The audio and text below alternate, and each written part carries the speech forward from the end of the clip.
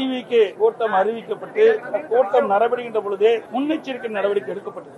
இதற்கு முன்பு இதே கட்சி ஈவிகே கட்சி 4 மாவட்டத்தில் அவருடைய தேர்தல் பிரச்சார கூட்டத்தை நடத்தியிருக்கிறார்கள். அந்த 4 கூட்டத்திலும் எப்படி மக்கள் கலந்து கொள்கிறார்கள், எப்படிப்பட்ட நிலைமை என்பதையெல்லாம் ஆய்வு செய்து அதற்கு ஏற்றவாறு முழுமையான பாதுகாப்பு கொடுத்திருக்க வேண்டும் அரசாங்கம், காவல்துறை.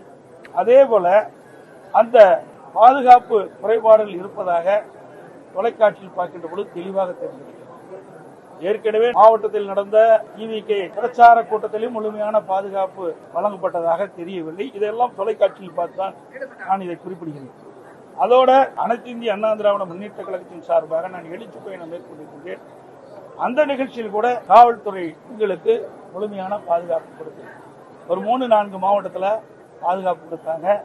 இது எந்த மாவட்டத்திலுமே இந்த பொதுக்கூட்டம் நடைபெறுகின்ற இடத்தில் காவலர்கள் அந்த பொதுமக்களுக்கு கூட்ட நெரிசல் ஏற்பட்டால் அதை ஒழுங்குபடுத்துகின்ற பணியில் ஈடுபடவில்லை.